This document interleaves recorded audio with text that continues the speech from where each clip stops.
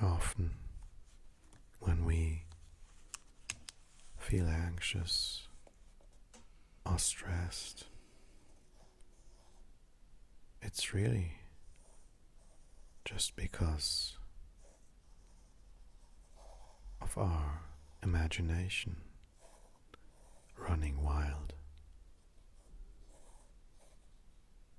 When we really look at the cause of our stresses and anxieties, we can see that it's because of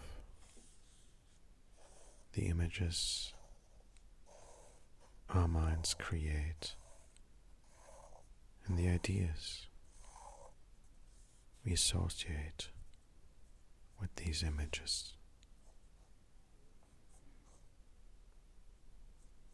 The Stoic philosopher Seneca once said,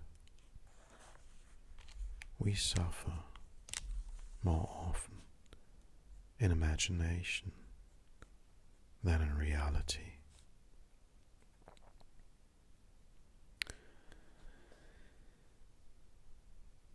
Our minds, or the tools of our minds, can be a blessing or a curse.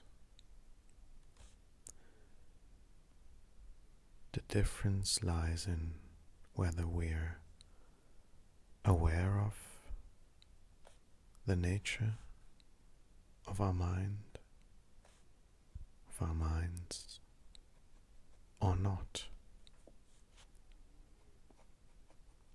We can either be victims of the mind or masters of the mind.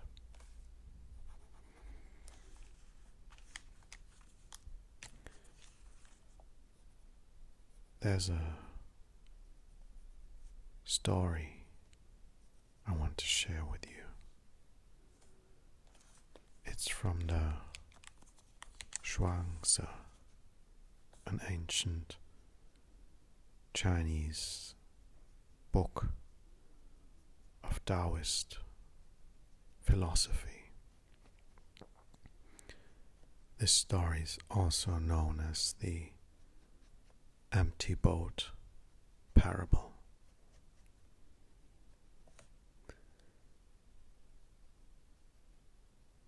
Suppose a boat is crossing a river and another boat, an empty one, is about to collide with it. Even an irritable man would not lose his temper. But suppose there was someone in the second boat. Then the occupant of the first would shout to him to keep clear. And if he did not respond the first time, nor even when called 2-3 times, bad language would inevitably follow. In the first case, there was no anger. In the second, there was. Because in the first case, the boat was empty. In the second, it was occupied. And so it is with man. If he could only pass empty through life, who would be able to injure him? This idea of being empty and detached is very common in Eastern philosophy. And I think to most it may seem scary to become empty and detached. It may sound as if you would lose all interest in life, as if you would become passive.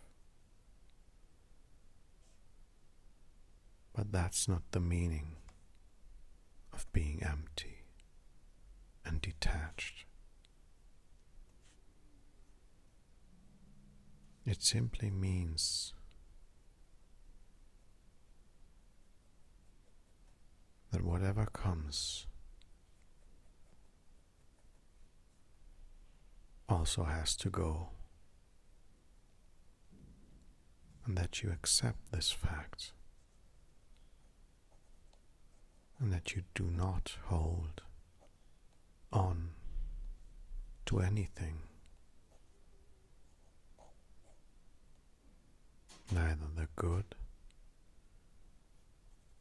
nor the bad.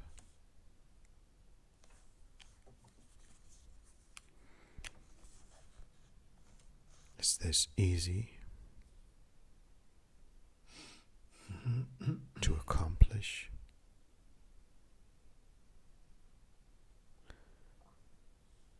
It actually is. The problem is simply that as creatures of habit, we become used to certain modes of thinking, to certain programs or automatisms.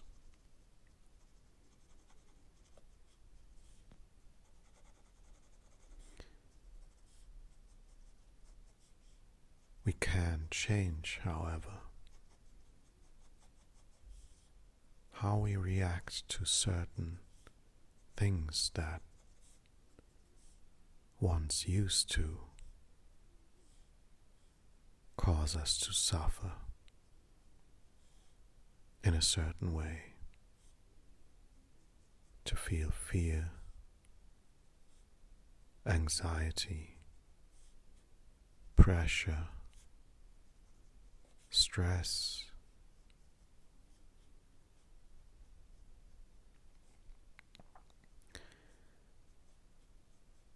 To become detached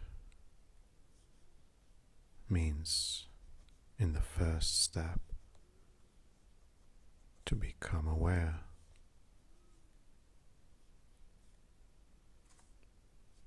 of all that is going on, to stop making distinctions between you and the other. This is where the ideas are created that separate us from the world of which we are a part of.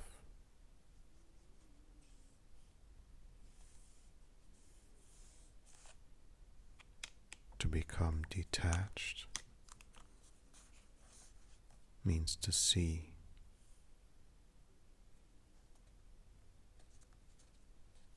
yourself and every facet of your being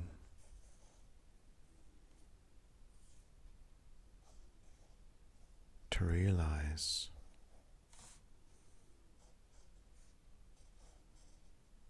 that what you believe to be true is a fabrication of the mind, born from the knowledge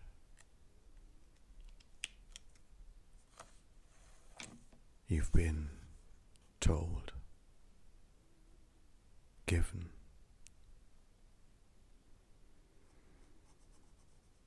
This takes a while. it takes a while to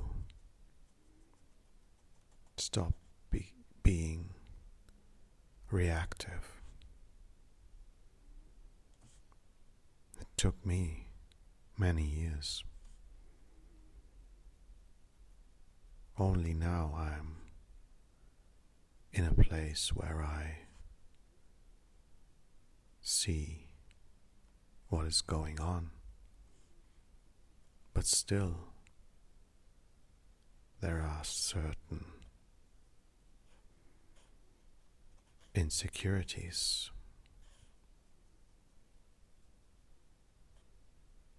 in dealing with these barriers, which are, of course, imaginary.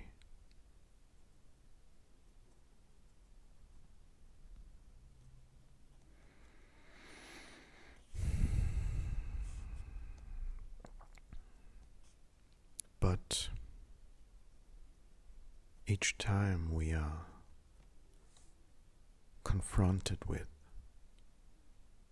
such a situation which usually would cause unpleasant feelings,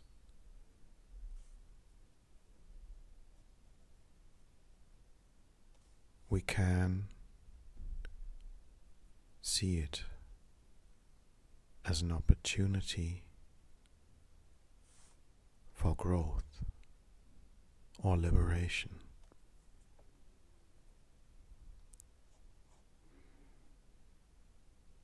Usually what causes this unpleasant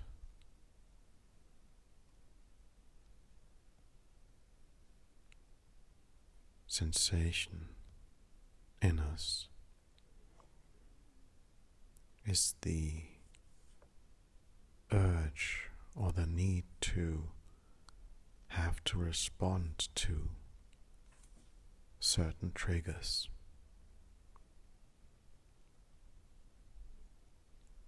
But that just causes us to stay stuck.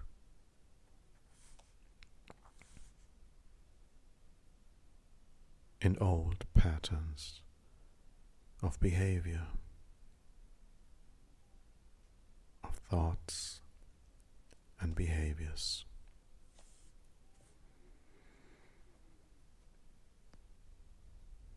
To become free is really simple. To become free really means to remember that you already are free, and that it's just the mind or the thoughts you create that keep you from experiencing your inherent freedom and peace.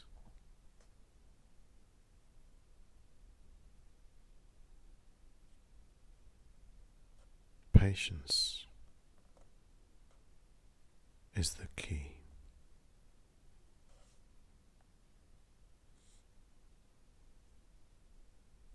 Patience and understanding. That's the message I have for today. Thank you. Talk to you soon. Bye.